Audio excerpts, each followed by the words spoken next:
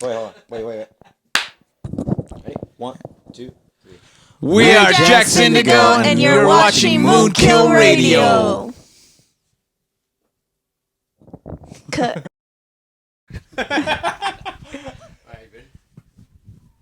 All right, we're back, MoonKIll Radio, with the exquisite, professional, never duplicated.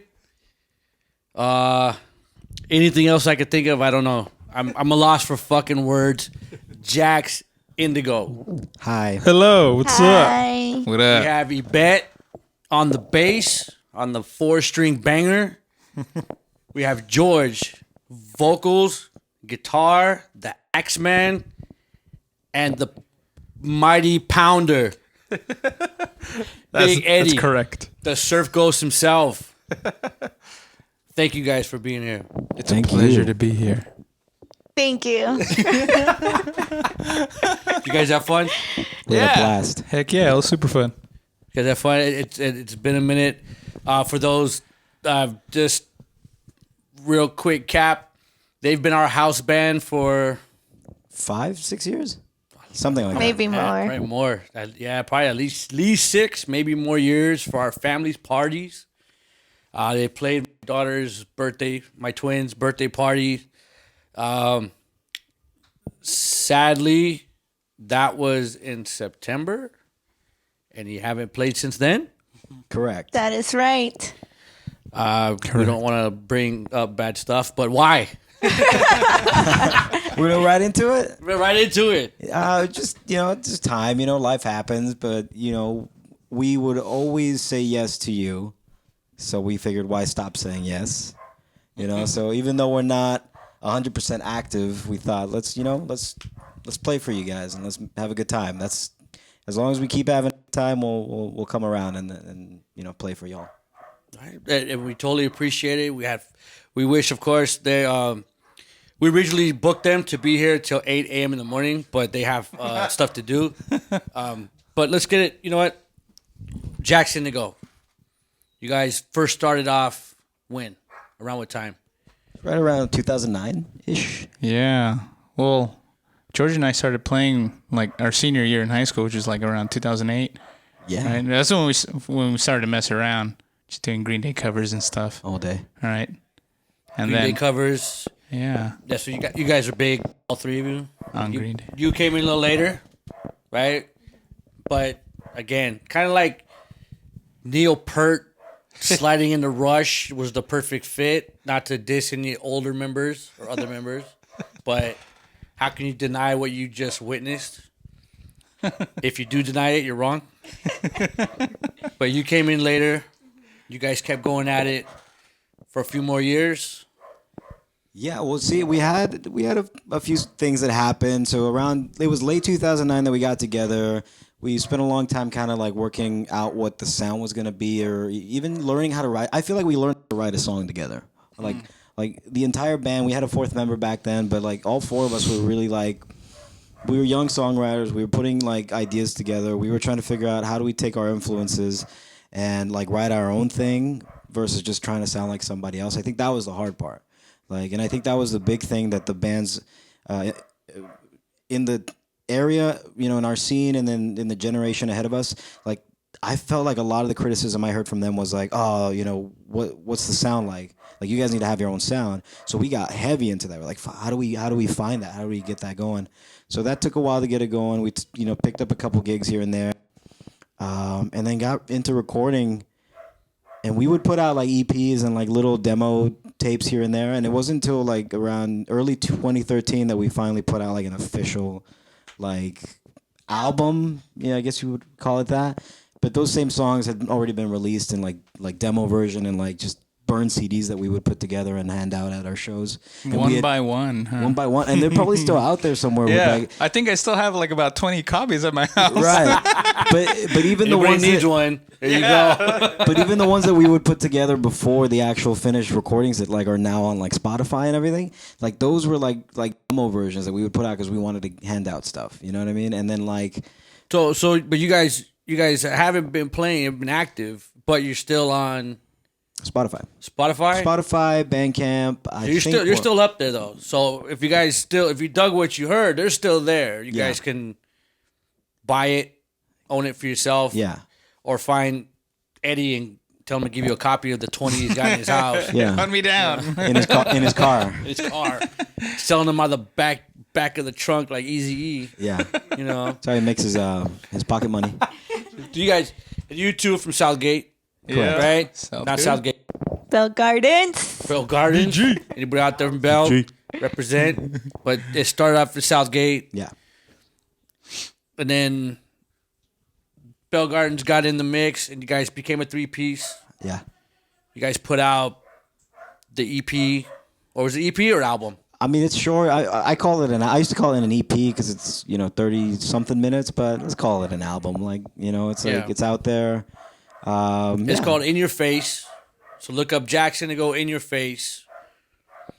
That's the first stuff you put out, right? Yeah, first one, and then after that we had the 6 EP. That one's it feels to me like an EP because that was supposed to be 6 separate songs that had nothing to do with each other. They kind of just like 6 different ideas that we had that we put together and we put that out. What year was that? What's the other one? What's the radio station you guys did? That was just a live appearance at KXLU. It's like a collection of us just doing our thing, and but that was recorded really good. They really recorded that good. that one's on our Bandcamp. So on Bandcamp we have those 3 releases. It's In Your Face, 6, and Live at KXLU. Okay, so but they're still there for anyone that's interested, and you guys should be. Now get to the music. What you guys have that punk sound, but of course you guys are more than just a punk sound. You guys throw a little rock in there, some blues, some just you guys never seem to be stuck in just a punk thing. Where does that come from? Where does that come from? I think it's our interest. I don't think obviously we don't look like punks, but we'd listen to it, but that wasn't the only thing we listened to. We had a lot of influences. We were heavy into the mainstream rock. We were into the classic rock. We were into alternative, hip hop, like all that kind of stuff. We wanted to be eclectic in our taste, but then I think that kind of trickles into the actual writing and the music and all that. Like, it's hard to stick in one thing and be a hardcore. This is our 4th member, by the way. It's hard to be it's hard to be a hardcore band and say like we're a genre band. It's like, or it's like say we were super into ska. Like it's hard to be like I just want to play ska. It's like I'd want ska influences, but then I'd also want to throw something else in there. Like it's the same mentality. Like you do as much as you can because you like as much as you do. Yeah, and I think for me too. Progressive rock influenced a lot of my drumming, and I think I try to implement that into when we're writing songs, and we're kind of challenging each other, like it's and this part of the song, let's just do this quick little break and then do some crazy stuff, right? And then but yeah, it turned out to sound really really nice and fun. But what else? Yeah, I think also like we're just we don't really like to be labeled as anything. I think that's what we initially started. George and I always talked about we don't really want to label each other as a punk rock band. We liked punk a lot, but I don't know. Something about being labeled just kind of feels let me say like limiting. Yeah. Now, you mentioned progressive rock for you. Now, for me being an ex-drummer, I've always admired the way you play, which is just a fucking weird-ass way. If you guys watch the video, watch him play. Never seen really a lot. There's not a lot of guys that play like that. How did that come about? I think maybe a lot of it has to do with how I began learning to play drums. My brother was the one that taught me, and I remember I always had this memory of either using my left or my right hand for the hi-hats, and just my left hand on it just felt more natural for me. Yeah, and even when you hit the right, you're yes. Crosses. So like my left hand is just the cymbal hand, So, it's just something that I got used to, and Does your brother play like that too? No, he plays right-handed. He plays normally. Just straight ahead, just regular. Yeah, style, right? it's weird, but it felt right for me. it just felt natural for me. Goofy stance. Yeah, it's weird. Wow. So I just kind of made do with what I was used to. Cool. Just became a style. And got Yeah, used to it. I just fuck it. Yeah, just kept practicing it. Right on. Right on. Can we cuss here? Yeah. Oh Fuck shit! yeah. Shit, yeah, we can. Yeah. Cool. Now to the newest member of the band, Ibette, the new one. You've been in the band for what? At least 6-7 years? Yeah, I don't think I joined that long after Eddie and George decided they wanted to make a band. Maybe like a couple weeks after. And the thing is that they didn't ask me. I just showed up. Yep, pretty right. much. I do remember that. Yeah. Actually, yeah. You gotta remember, that was like 10 years ago. We barely remember how it went down. So just seeing as how she's the youngest member, I'm gonna trust her judgment because us old farts are like, how was it? But you guys from Southgate, from Bell Gardens. What's the connection there? Like how did you? I mean, you guys knew each other before, right? Yeah, so we used to play at a church together. Okay. And In Bell Gardens. In Bell Gardens, I used to go there and play, and so we met really young. I was probably like 12, 13 when her and I met, and then Eddie and I met in high school, like freshman year, 9th grade, yeah. probably. So when it came time to put something together, I took the only drummer I knew, and I took the only bass player I knew, and put them together, and lo and behold, we got something out of it, and. It was I remember pretty sweet. Ibette just showing up randomly too to practice. Like you told me like, hey, like let's do our thing, Yeah. okay? And like, oh, you're here. I had met you before because I had also played like the drums I was helping you guys out with the. No, it was church stuff. definitely like it just came together, man. I love And that. you've been playing how long? I started playing when I was 11. I'm 26 now. So how long is that? I don't know. I don't do math. I don't do math. Music. Years. Long enough. Don't make me Yes. do math. Don't make me do Long math on enough. live TV. Now, did you start playing punk or? Actually, no. I started off playing like pop and ballads because that's what we would play in our youth choir in church. And I So you played. basically were playing for church? Yeah. Yeah, and I Same played the thing. piano there. You play piano? Yeah. No guitar, huh? I mean, guitar some, but like most of the work there was piano work. So her and I locked in as like a piano and bass combo, and we had like a group of kids singing behind us. So that was our group. We could never really get any other musicians. I don't know if it's my directing style or like how if I just like push people away. Getting all the credit over here, huh? No, I mean like they don't want to work with me. They're like, get at it. You know what I mean? Like I'm not working with that guy. But we really just had something going. Like there was a communication there, and I felt that same thing happen with Eddie and I when we would play. Like I would play guitar and he'd play drums, and we'd do those covers.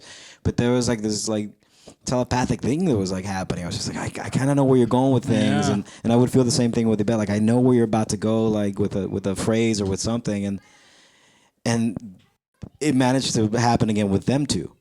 Lucky enough when we actually got together, and I think that's our. Even beyond the whole genre and labeling it thing, like I've always just wanted to be in a badass band, like period. So when that kind of stuff started happening for us as a 3-piece, I was like, there it is. Like we could write any song in the world. I wouldn't care. We could start doing pop music for all I care. But as long as we never lose that like, communication in terms of like that musicianship, I'll be happy. That's all my that matters. 2 cents. Yeah, we went from playing Jesus cumbias to punk rock. It's a little twist, no big deal. Yep. Is punk heavy in your repertoire as well, or no? No, it Not actually until you met wasn't. these guys. Yeah, exactly. But and even then, when I met them, I feel like because I'm not a songwriter, I don't know where I was going with this. Sorry.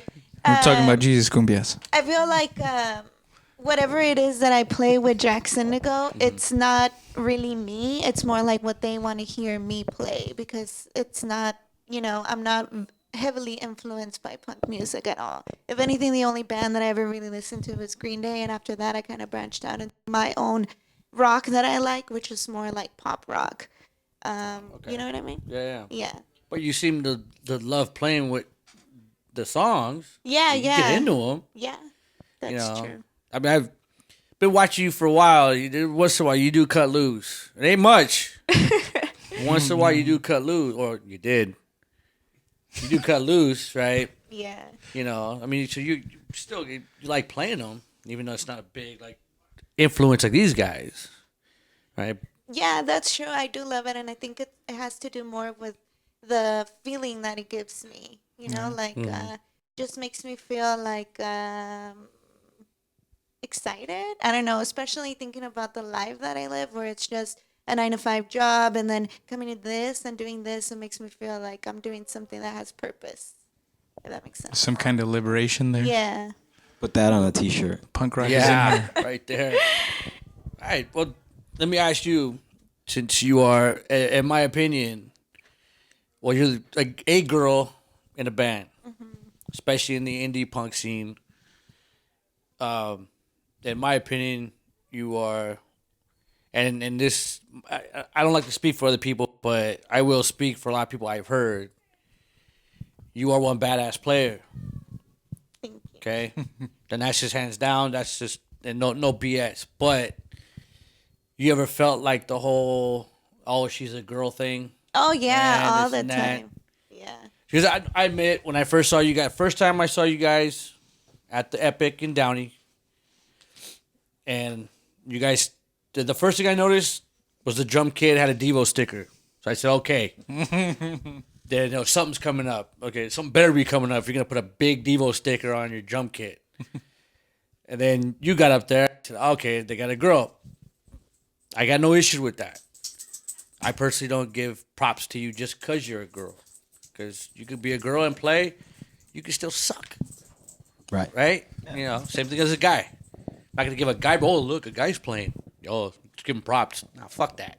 If you're gonna play, you're gonna play. But there are some girls I've seen a lot of bands, and there's some girls that they're like more gimmicks. You know, in my opinion. But you started playing, fucking blew me away. I mean, and then then the whole thing as a whole blew me the fuck away. But even then you still get that it's just a girl.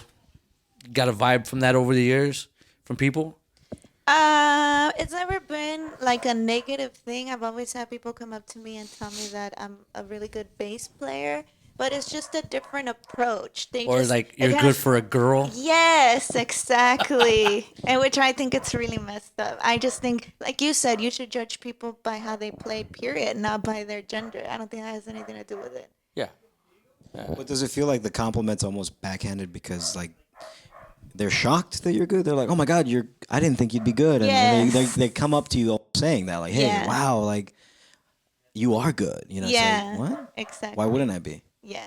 bitch? Right. Well, yeah. Well, no. I mean, I didn't mean that. Like, even for me, like, okay, you know. Whatever. No, just Right. Right. So Hold on. Let me backtrack real quick. strike that. No, but seriously, yeah, it was just like because. Which is cool, especially in the indie scene. Yeah, there's a lot of girl groups. I mean, shit. I play. There's some shows I've done, and it's like I look back, I'm like, wow. And I even look at it like, there's a lot of girl groups in that show. You know, like what the fuck's going on? You know, it's not that I mean to play it that way. It's just there's a lot of good fucking groups out there. Be a girl, boy. You know, man, woman, whatever, girl, boy. You know, but I know there's still, and I hear it. You know, there's still, she's good for a girl, Yeah. Which sucks. You know, like that's, it pisses me off too when I hear it. So but you being the badass bass player that you are, like fucking incredible, like this is. For this type of music, definitely it would be Mike Dirnt from Green Day, and Fat Mike from NoFX. All right. Well, let's just keep with that. What about you guys? For guitar, God, that's tough. I mean, obviously, we keep talking about Green Day. I think every time I come on here, that's all I talk about. So yeah, Billy Joe is definitely like a huge influence on me. It's just the way he would attack the guitar. I think over anything, George Harrison was really cool. I really liked how his leads would always sing. So those are my two favorite bands of all time is Green Day and the Beatles. Green Day and the Beatles. So I'm just gonna name those guys. Those are my favorite. Like I want to be both of them so bad, and and I think it's me failing to be them is what makes me me. Okay, Kanye. Don't hate me because you ain't me. Very cool. What about on the Skins? Skins. Who influenced me as a drummer? Your influences, yeah. I would say, well, first guy that comes to mind is Bill Bruford from Yes and King Crimson. Yeah, man, it's just crazy styles that I'm just like I can't even follow. When I first heard him, I was like, "What the hell is going on?" And he's playing it so perfectly. Like I want to be like that. And Neil Peart. Is it Peart or Pert? I know he's like it's Peart. It's Peart. Yeah, definitely, man. Guy's like a hard hitter, and he's just like the perfectionist in him. It sounds good, man. The stuff that he comes up with. Yeah, I think those are the two main ones. Real progressive rock style. What more do you need? Yeah, I mean, you don't need. There's not a lot more you need of that other than Captain Beyond. Oh shoot! Right, but you didn't learn that till later, huh? Dude, yeah. You had burned me that CD. I listened to it until way later, and I was like, "Whoa!" It just happened. Yeah, it's good. Yeah. For those who don't know, if you love progressive rock, it came out in '72. Captain Beyond. Especially if you're a drummer, Yeah. you could be a bass player and guitar singer too, and listen to it. There's great riffs on that thing. Yeah, just the beginning of that But album. Bobby Caldwell, who is my personal second favorite drummer after Pert. Okay, he's my third drummer. I love Neil Peart, and then Bobby Caldwell. Part. Right?